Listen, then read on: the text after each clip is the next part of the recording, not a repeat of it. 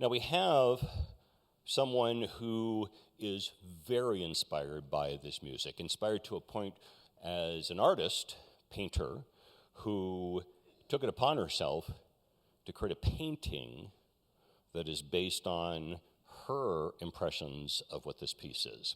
So I'd like to introduce now to the stage Louise Cutler, who is our artist, and you're going to get a chance to see this painting for the first time tonight.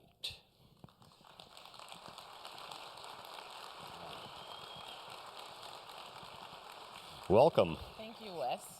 So tell us, you've listened to this piece, and it did something for you. It did. It was, I was very inspired by it.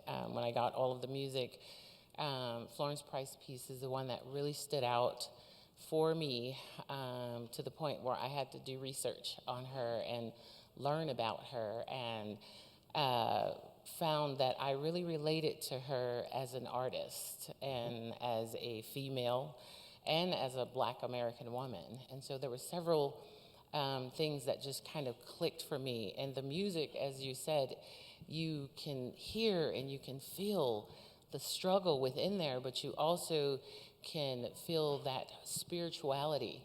And I think that kind of drew me in and just made me want to create that particular piece. And I ended up, I remember saying I was going to originally do it in oil, in acrylic, and ended up doing it in oil because oil for me is a more passionate paint. And I felt that Florence Price, had she been a painter, she would have definitely painted in oils because of who she was. Interesting. Yeah.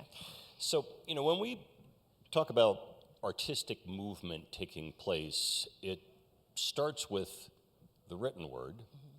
And you're a vocalist, so there's of course written word that goes with the vocalizing, and then it turns to the visual arts. Impressionism showed up before Debussy and Ravel took it up, and then it becomes the music. Now in this case, you have the music, and we're going to see the visual art. Yes. So can you give maybe a little specifics in terms of the piece? And you mentioned spirituality as one of the things, but what else about it that got you going? Basically, when I had to put a lot of thought into the piece because Mary knows that I often paint from music. A lot of my artwork is originally inspired by music, and so when I got the music for Ethiopian Shadows, I had to really think about it, but I wanted to capture the spirit of the painting and the spirit of the music behind it, and so that's where my research came from. And just being inspired by, I had to literally, because I'm not an orchestra person, so I had to go and find out about the movements and all of those kind of things, because I don't think you can create a painting unless you understand the movements and the music and the individual. And so Florence Price, just her struggle is what really captured me, and why she would want to paint about why it was called Ethiopian Shadows in America. And so when I was creating the painting, I also had to research Ethiopia and the people in that region and the area. And so the painting is actually inspired by that region and the people and Florence. Excellent. It's interesting. So as Florence Price's life is just beginning, Dvorak is in New York, starting this school in New York. And Dvorak creating a piece of American, impressions, that's somebody who is on the outside looking in. But what you're going to experience with this piece is somebody who's on the inside Yes. looking out and experiencing what she sees in America.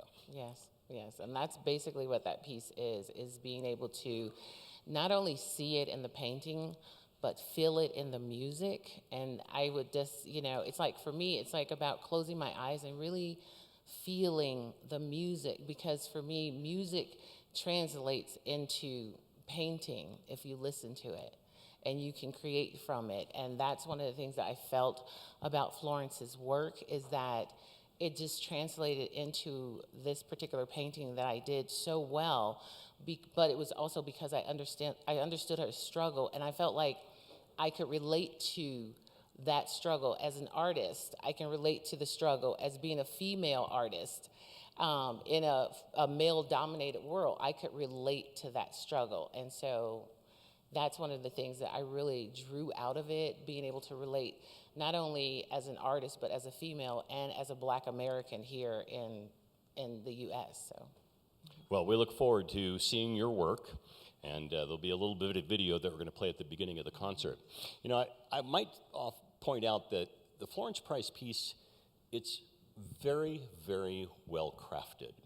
And, you know, I've done several of her pieces, and, you know, I was mentioning about the influences. Something that she includes in her symphony is something called a juba dance, and it, you know, very much an influence from minstrel shows that she experienced, whatever you might think of them. But still, you know, she takes that experiences, like I said, moves to New England Conservatory, Yes. gets an education on how to utilize her talents to the best, and that's what you're going to hear this evening. By the way, even this piece is cyclic, because what you hear at the beginning, you're going to hear at the end. Yes. Louise, thanks for coming out and Thank joining you. us. All right. And everyone, we'll see you at the concert.